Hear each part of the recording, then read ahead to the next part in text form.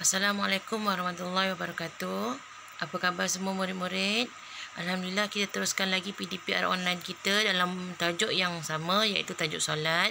Dan hari ini kita menyambung daripada PDPR yang lepas, iaitu waktu solat.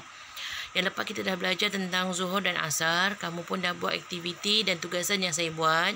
Cuma ada beberapa murid yang salah buat Sebab saya, tak silap saya suruh buat tugasan tu solat asar, tapi ada yang salah dibuat waktu zuhur. Okey, tak apa. Boleh baca semula nota yang saya beri dan awak boleh bezakan waktu zuhur dan asar tu lain. Waktu zuhur tu dia punya bayang-bayang lebih pendek daripada tiang. Ada yang buat dia kata waktu zuhur tapi bayang-bayangnya sama panjang dengan tiang ataupun lebih panjang daripada tiang. Maknanya salah lah tu Okey. Untuk hari ini kita buat waktu maghrib, isyak dan subuh. Okey, kita tengok slide yang seterusnya. Okey, ini adalah solat maghrib. Kadar bermulanya solat maghrib apabila bermulanya matahari terbenam hingga hilang mega merah di kaki langit. Dipanggil juga sebagai syafaq. Hilang mega merah tu dekat kaki langit, mega merah tu dipanggil syafaq. Apa itu mega merah? Maghrib ni terjadi apabila bermulanya matahari terbenam. Okey. Macam mana yang dikatakan dengan matahari terbenam? Kita tengok slide yang seterusnya. Sorry Okey. Kat rumah kita selalu nampak macam ni kan? Ini namanya mega merah. Matahari kita tengok tadi waktu maghrib bermulanya matahari terbenam hingga hilang mega merah. Apabila matahari nak terbenam, matahari bila terbenam dia bukan terbenam habis terus. Maksudnya dia terbenam sikit kan. Dia akan meninggalkan cahaya. Cahaya ni lah kita panggil mega merah. Apabila nampak matahari terbenam dan sehingga mana warna merah-merah kat langit macam ni kita masih nampak, maknanya kita masih boleh sembahyang maghrib. Waktu maghrib tu ada lagi.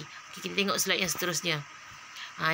Ni nak tenggelam matahari kan. Kalau kat rumah kita takkan nampak pemandangan macam ni. Maknanya kita tak nampak matahari tu sebab pokok-pokok banyak sangat.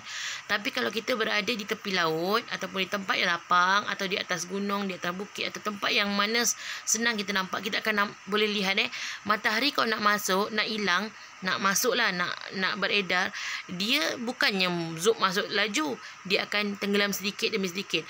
Apabila tenggelamnya saja matahari walaupun sikit, maka dah mulalah masuk waktu maghrib. Dia masuk lagi sikit, matahari tinggal separuh. Warna merahnya tu ada lagi ke tak ada? Mesti ada lagi kan? Maknanya masih ada lagi waktu maghrib. Sampailah matahari dah terbenam, dah habis matahari, warna merah tu ada lagi tak? Bila mana masuk saja matahari, dah habis tak ada matahari, merah tu still ada. Bila merah tu still ada, maknanya adalah lagi waktu maghrib tu. Cuma dah hujung-hujung lah kan. Okey. Kita tengok yang seterusnya. Sekarang waktu isyak pula. Macam mana perkiraan waktu isyak? Bermula hilang syafaq tadi. Mega merah tadi hilang hingga terbit fajar sodik. Macam mana nak kira waktu isyak? Merah-merah tadi tu dah tak ada kat langit. Dah tak ada. Dan sampailah bila? Sampai esok pagi. Soalan saya, kalau kita sembahyang isyak pukul 3 pagi, boleh tak? Awak jawab. Nanti saya nak awak jawab. Saya tak nak awak jawab sekarang. Okey. Saya nak cakap, kalau kita sembahyang isyak pukul 3 pagi, contoh awak tertidur, bangun-bangun pukul, alamak dah pukul 3 pagi. Boleh tak sembahyang isyak? Itu soalan saya. Nanti awak jawab. Saya nak awak jawab guna voice biasa saja. Okey, kemudian dia kata hingga terbit fajar sodik. Apa itu fajar sodik? Tadi syafaq dah tahu. Mega merah kita dah tahu. Apa yang dikatakan fajar sodik? Okey, tengok gambar. Okey. Perbezaan fajar sodik dengan fajar kazib. Sebelum saya nak cerita pasal apa beza dua ni, kita balik-balik tadi tengok. Bermula hilang syafaq. Bermula hilang merah-merah tadi kat kaki langit sampai terbit fajar. Sampai esok pagi terbit fajar. Fajar ni ada dua. Satu fajar kazib, satu fajar sodik. Awak boleh tengok gambar. Fajar ni sebelum terbit fajar sodik, kadang-kadang ada satu fajar yang ada satu sinaran yang keluar daripada bumi. Bukan keluar daripada bumi, maknanya dia dekat langit lah, kita akan lihat bentuk dia macam menegak ke atas. Itu namanya fajar kazib. Saya tak pandai nak terangkan bab apa macam mana boleh terjadinya tu kaedah sains ni saya tak faham sangat, tak pandai sangat nak cerita. Tapi kalau kamu berada di tempat yang lapang, kita boleh tengok benda ni. Fajar kazib ni kadang-kadang dia keluar sekejap. Dia bukannya bersifat yang lama. Dia keluar sekejap, lepas tu nanti akan jadi gelap balik, malam balik. Maknanya belumlah keluar matahari yang sebenar, tapi dia keluar pancaran sekejap, dia terang kejap. Dalam beberapa minit kemudian dia gelap semula. Itu namanya fajar kazib, fajar tipu namanya. Maknanya dia belum lagi waktu siang. Cuma ada cahaya yang keluar kat langit sekejap. Jadi orang ingat dah mula keluar matahari. Bukan, nanya. Benda tu kejap je. Kemudian kalau fajar sodik, itulah fajar yang sebenar. Fajar yang datang daripada matahari nak keluar. Sebelum matahari keluar, dia akan keluar cahaya dulu. Bukan matahari keluar main keluar je. Dia keluar cahaya sedikit, kan? Matahari tak nampak lagi, dia dah mula keluar cahaya. Itulah namanya fajar sodik. Bila keluar saja fajar sodik, bila keluar saja nampak saja fajar sodik, maka berakhirlah waktu isyak tadi. Okey, kita tengok gambar yang seterusnya. Okey, ni bukan gambar, kenyataan perkiraan waktu subuh. Tapi minta maaf, subuhnya saya terlupa nak tulis itu. Waktu subuh, bermulanya hilang syafaq tadi hingga terbit fajar sodik. Ini maaf ini minta maaf, patutlah. Maaf ini yang slide ni tak ada tau. Slide ni tadi saya copy paste, dia tercopy. Nanti saya akan padam balik Okey, saya nanti akan bagi awak nota ni, tapi saya akan padam yang ni. Ini saya tersalah tulis tadi. Okey, tengok yang seterusnya. Okey, subuh. Bagaimana perkiraan subuh? Awak tengok tu. Bermula terbit fajar sodik hingga terbit matahari. Fajar sodik tadi kita dah belajar. Fajar sodik adalah fajar yang keluar, cahaya yang keluar sebelum matahari keluar. Sebelum matahari keluar, fajar keluar, cahaya keluar dulu. Bila cahaya dah keluar, barulah terbit matahari tu kan. Bila terbit saja fajar sodik tadi, maka bermulalah waktu subuh. Bukan fajar kazib. Fajar kazib tu fajar sekejap. Cahaya yang keluar dekat langit datang daripada matahari juga, tapi dia bukannya bersifat lama. Dia kejap saja, lepas tu dia gelap semula. Tu fajar kazib. Saya ulang balik. Fajar sodik ni adalah fajar yang betul-betul fajar. Maknanya belum keluar matahari, dia dah keluar. Kan cahaya dah keluar sikit-sikit kan. Sikit-sikit terang kan.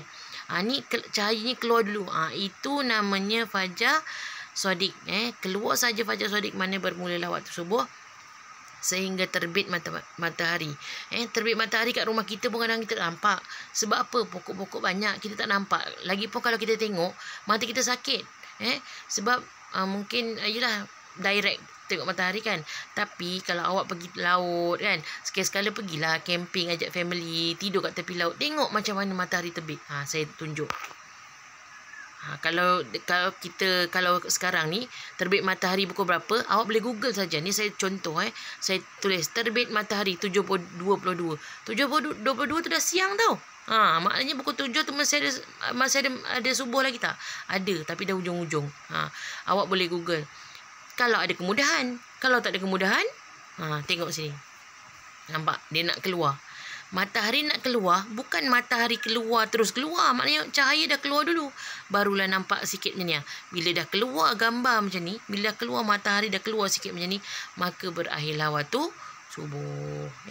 Jadi kalau untuk masa yang sekarang ni kan subuhnya lambat kan, pukul 6 baru subuh. Jadi terbit matahari tu dia lambatlah, jadi semakin lambatlah. Pukul 7 tadi kalau kita tengok tadi pukul 7:22 baru terbit matahari. Maknanya pukul 7 tu masih ada subuh lagi, tapi dah hujung.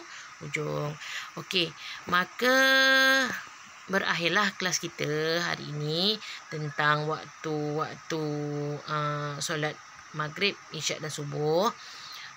Tapi ada lagi satu tugasan. Tadi tugasan pertama saya tanya, kalau kita bangun pukul 3 pagi, boleh tak sembahyang subuh?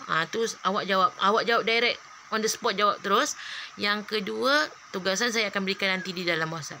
Okey, terima kasih. Assalamualaikum warahmatullahi wabarakatuh.